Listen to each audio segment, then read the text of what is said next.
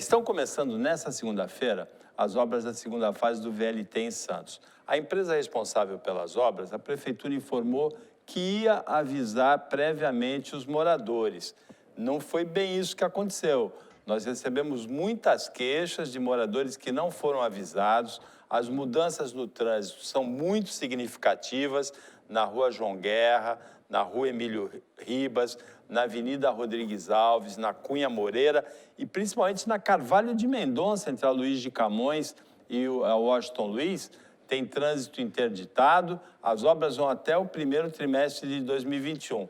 André, é verdade que tem aquela história que não dá para fazer omelete sem quebrar ovo.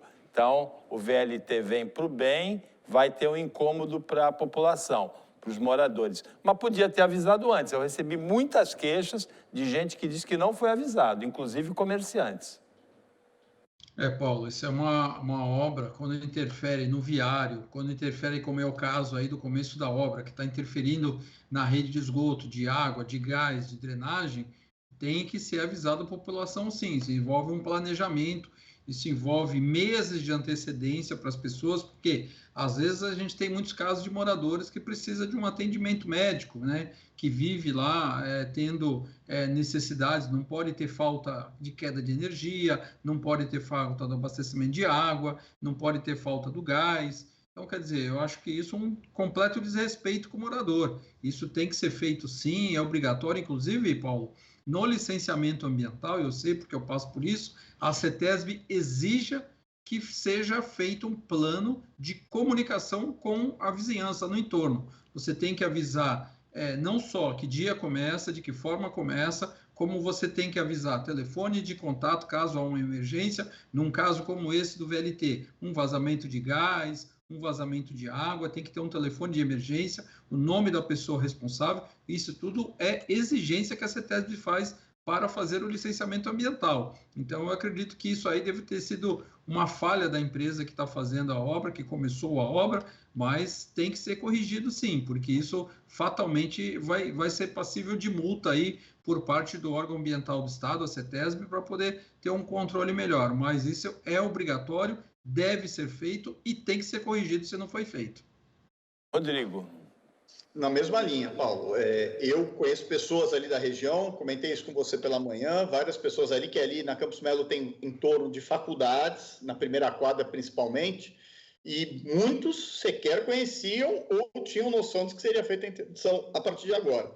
A interdição ela é bem delicada naquele ponto, mas como você bem ressaltou, principalmente na Carvalho de Mendonça, a questão de como vai se operacionalizar e o tempo eu acho que é importante, porque a população agora, já que foi pega de surpresa, ela precisa entender quanto tempo vai durar essa surpresa, né? Quanto tempo eu vou ter que me adaptar, porque as rotas viárias alternativas têm que ser buscadas, porque senão você vai estrangular todo o acesso das pessoas que trabalham ali. Em que pese você está no meio de uma pandemia, mas a comunicação, a informação falha, é tal qual eu sempre comento com o Paulo, com relação à CPFL. Ela fala um dia que vai desligar a luz da sua casa, não desliga, chega outro dia, ela vai ao bel prazer dela e desliga. Sem a menor constrangimento de te comunicar. A gente comunicou, mas por efeito de necessidade e urgência, nós acabamos mudando o dia e fazendo esse desligamento em outra data. Esse tipo de situação é que tem que ser cessada o quanto antes. João, da Cidade Náutica, ele transpõe essa pergunta do transporte para São Vicente, que ele é de São Vicente. Ele diz assim: boa tarde, Paulo. A Solange está falando tanto o que vai fazer, gostaria de saber em relação a essa droga de transporte, o que ela vai fazer. Olha, João, a Solange vai estar aqui na quarta-feira. Amanhã, Caio Amado, quarta-feira, Solange. Nós vamos fazer essa pergunta do transporte para Solange.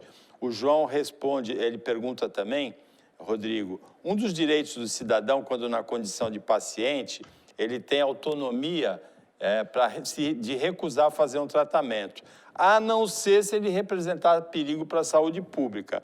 Não poderia ser aplicado no caso da pandemia? Está sendo aplicado, né? A pessoa por isso é que se mede temperatura, né? A pessoa que se infecta pela Covid, ela tem obrigação de se manter em quarentena, não é isso, Rodrigo?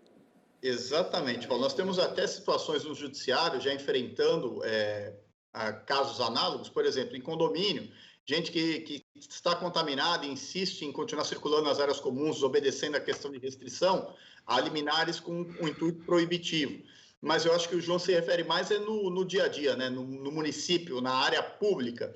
E na área pública você implica imediatamente na fiscalização, de uma fiscalização mais efetiva do poder público. João, a gente não pode esquecer que nós vemos do momento eleitoral em que os interesses políticos se sobrepõem à saúde da população. Enquanto teve esse aumento do número de contaminados, até domingo passado, pouca gente se preocupou com esse aumento. O intuito era levar o eleitor às urnas para fazer valer a vitória no caso das eleições. Os políticos estavam muito mais preocupados em receber votos do que efetivamente em cuidar da saúde pública. Então, agora, superado a isso, agora começa o terrorismo da saúde, né? Dizendo que aumentou o número de contaminação, que as vagas, os leitos estão super ocupados e, fatalmente, na questão da imposição de fiscalização com aplicação de multa, vão sair pela tangente dizendo que não há infraestrutura no poder público municipal ou até mesmo no estadual com relação à polícia militar para coordenar, vigiar e aplicar as multas nesse caso.